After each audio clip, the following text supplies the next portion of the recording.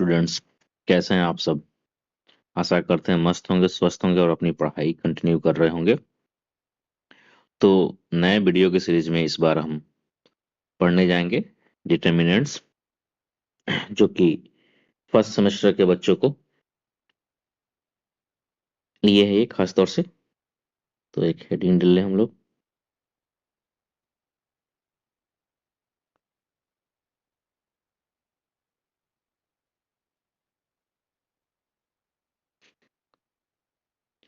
तो सबसे पहले हम इसका डिफिनेशन देखेंगे। सबसे खास बात, मैंने मान लिया एक मैट्रिक्स ए है, जो कि ये स्क्वायर मैट्रिक्स है। ध्यान रखें, डिटर्मिनेंट जब भी निकलता है किसी ना किसी स्क्वायर मैट्रिक्स का ही निकलता है। तो यहाँ पे जो ऑर्डर होगा वो ऑर्डर रो और कॉलम का सेम होगा। Be a square matrix of order n, इसका स्क्वायर मैट्रिक्स है इन ऑर्डर का। देन द डिटर्मिनेंट्स, शॉर्ट में हम इसको ये लिख देते हैं, given below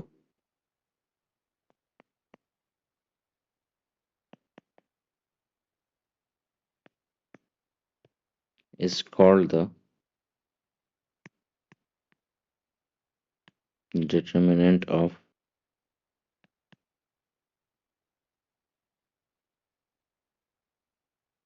matrix A and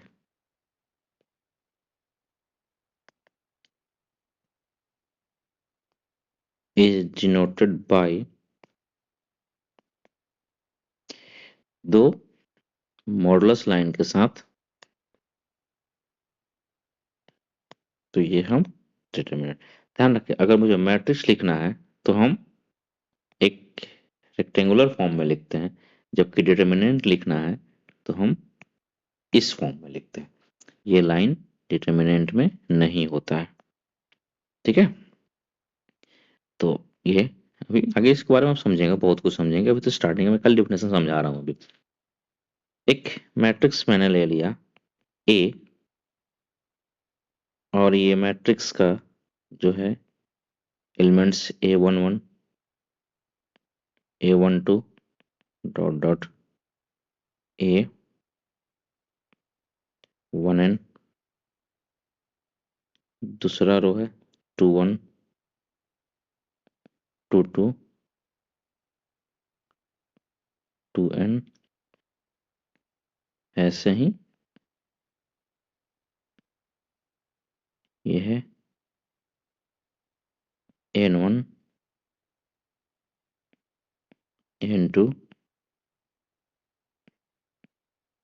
nn, ठीक। ये n इंटू n ऑर्डर का है। तो हमें यदि इसका निकालना हो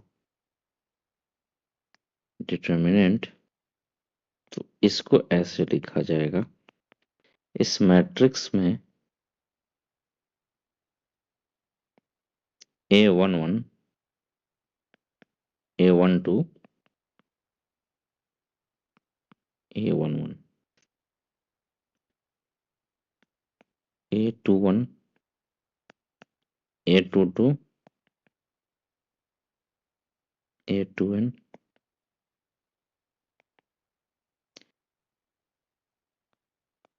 n1 n2, और ये हो जाएगा nn। ये डिटर्मिनेंट लिखा गया। Since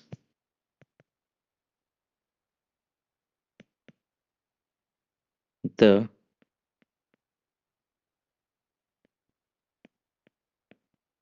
determinants is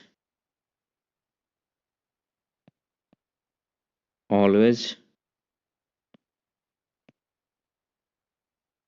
square. Therefore,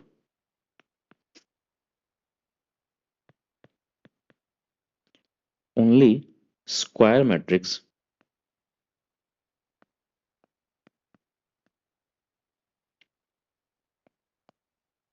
can have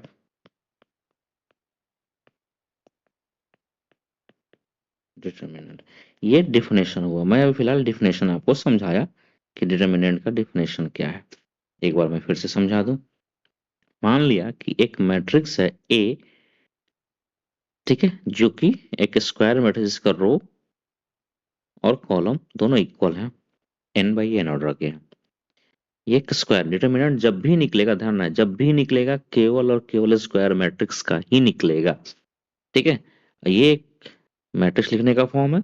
और डिटर्मिनेंट में एक खड़ी पाई एकदम मॉडुलस वाले लाइन से लिखते हैं हम, इसमें इस तरह की नहीं करते हैं। जबकि मैट्रिक्स ऐसे भी लिख सकते हैं, मैट्रिक्स ऐसे लिखा जाता है।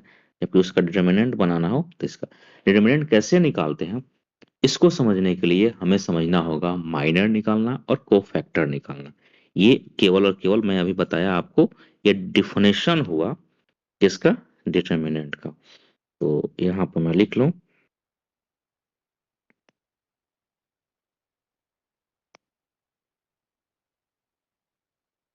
ये केवल और केवल डेफिनेशन। ठीक, क्या करते हैं, आपको ये डेफिनेशन समझ में आया होगा। ध्यान रखें, ये जो है, मैं बार बार समझा रहा हूं, ये जो मैंने लिखा है मैट्रिक्स लिखा है, जबकि ये मैंने जो लिखा है डिटर्मिनेंट लिखा है।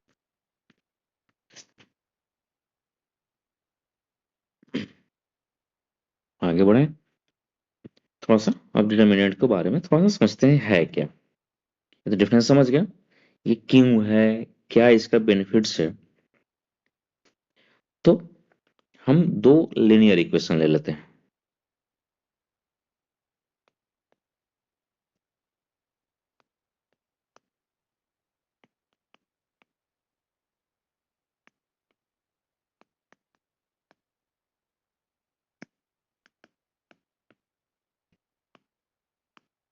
लीनियर इक्वेशन जिसका वेरिएबल एक्स है। पहला इक्वेशन मैंने ले लिया, A1 है, एकदम बेसिक चीजें हैं, एकदम बेसिक से समझा रहे हैं। ये है equation one.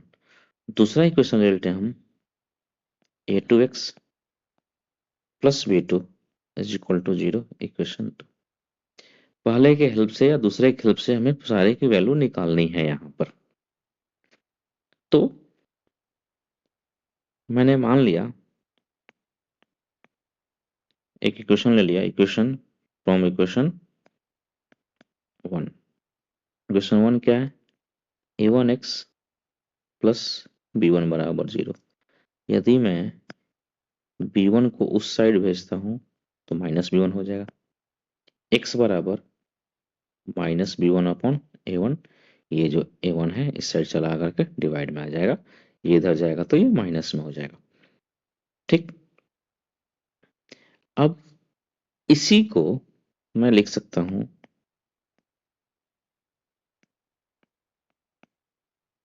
Put the value of x in equation two. Equation two क्या था, ऊपर देखिए, A2x plus B2 is equal to 0, ये है इक्वेशन। ठीक, अब x के जगह पर जो वैल्यू आया हुआ है उसको पुट करना है, और x की वैल्यू यहाँ क्या आया था, minus B1 upon A1 plus B2 is equal to 0। अब जब इसको सॉल्व करेंगे तो ये तो आपस में मल्टीप्लाई हो जाएगा, तो क्या हो जाएगा, A2 B1, पहले माइनस इसके साथ माइनस है तो प्लस, ये जो है ऊपर जाकर मल्टीप्लाई होता है, तो एकदम बेसिक चीज है ये। मल्टीप्लिकेशन कैसे होगा, आपको एट द जनरली जोड़ लेना है। तो ये क्या हो जाएगा, 0। अब जब हम क्रॉस मल्टीप्लाई करेंगे इसको इधर से, तो ये क्या हो जाएगा, a1 b2 minus a2 b1 is equal to 0। ठीक है, ये आया, ये बेसिक तरीका। अगर इसी को हम डिटर्मिनेंट्स के फॉर्म में अगर मैं लिखना शुरू कर दूं, ठीक, तो इसी को हम ऐसे लिख सकते हैं,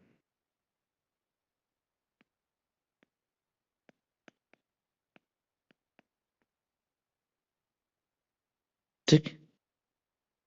x को अगर मैं छोड़ करके इसको लिखूं तो यहाँ हो जाएगा a1, ये है b1, ये है a2, ये है b2, और ये दोनों इक्वेशन 0 है।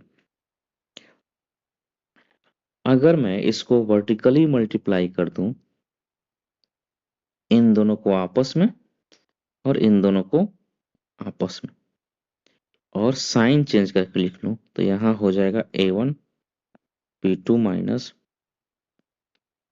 a2 b1, ठीक है, इज इक्वल टू 0। आप देखें, जो इतना हम तामझाम ऊपर कर रहे थे डिटर्मिनेंट से, हमें सीधे ये वैल्यू, ठीक है। ये जो डिटर्मिनेंट है, ये सेकेंड ऑर्डर का डिटर्मिनेंट है। इसको हम बोल सकते हैं, ध्यान रखें, इसको हम लोग रो बोलते हैं, इसको हम लोग रो बोलते हैं। ये है रो 1, ये है रो 2, ठीक। इसको हम लोग बोलते हैं कॉलम 1, इसको बोलते हैं हम लोग कॉलम 2, ठीक है। और चूंकि रो भी 2 है और कॉलम भी 2 है, तो ये मैं डिटर्मिनेंट क्या हुआ, 2/2 का। इसीलिए बोलते हैं इस डिटर्मिनेंट का ऑर्डर क्या है, 2 है।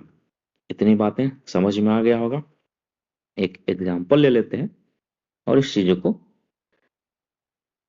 समझते हैं। क्वेश्चन एग्जाम्पल इस तरह से कुछ दिया रहता है, एग्जाम वगैरह में आपसे पूछेगा, एक्सपेंड द डिटर्मिनेंट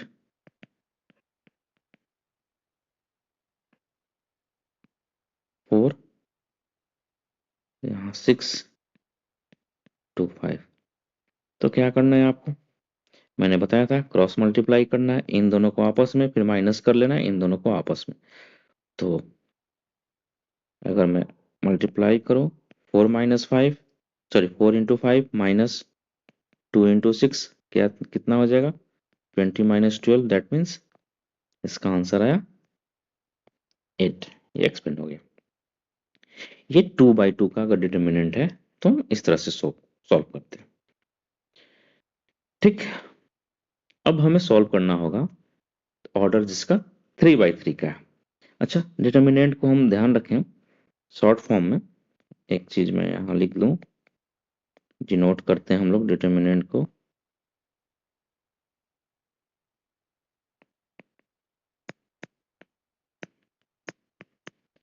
ये लेमडा से ऑफ ऑर्डर 3 या 3/3। इसका देखें तो मान लेते हैं, ध्यान से जरा देखिएगा, एक डिटर्मिनेंट दिया हुआ है, पहला एलिमेंट a11 है, a12 है, a13 है, a21 है, a22 है, a23 है, a31 है, a32 है, a33 है, ठीक है। ये जो डिटर्मिनेंट है ऑर्डर 3 का डिटर्मिनेंट है, ठीक है।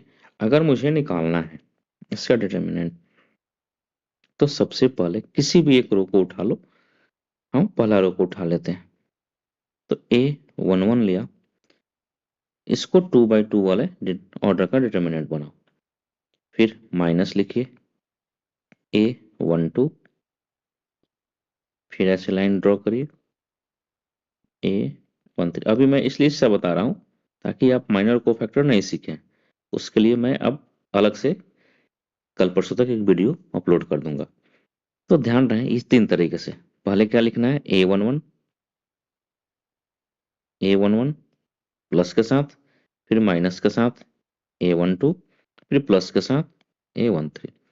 लिखने के बाद A11 जिस रो और जिस कॉलम में A11 है उसको छोड़ देना है, बाकी जो एलिमेंट्स दिखाई दे रहे हैं उस सबको हमें लिख लेना है। तो यहाँ क्या हो जाएगा, A22, A23, A32, A33। फिर अब क्या है, A12 वाला है, A12 यहाँ ये कॉलम है, ये रो है, इसको छोड़ करके बाकी जो हमें दिखाई दे रहा है, क्या क्या दिखाई दे रहा है, A21, A31, A23, A33। ठीक, और यहाँ पर हम इसको हाइड कर लेंगे तो हमें क्या दिखाई दे रहा है, A21, A31, A22, A33। तो ये एक्सपेंशन हो गया ऑर्डर 3 by 3 का। एक एग्जांपल लेकर के हम समझाएंगे, ठीक है। फिलहाल ये तब और ज्यादा समझ में आएगा जब हम माइनर और कोफैक्टर निकालना सीख लें। खैर एक एग्जांपल ले लेते हैं।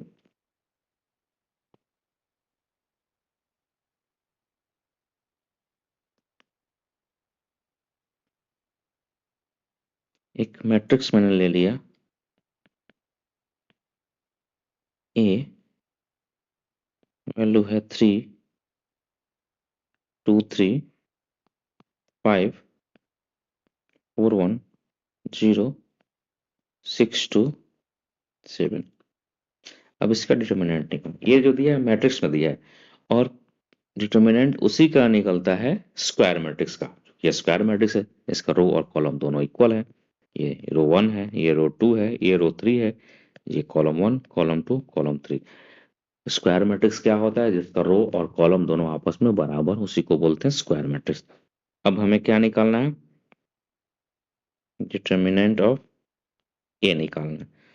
ठीक, या इसको ऐसे भी लिखा जा सकता है, ये निकालना।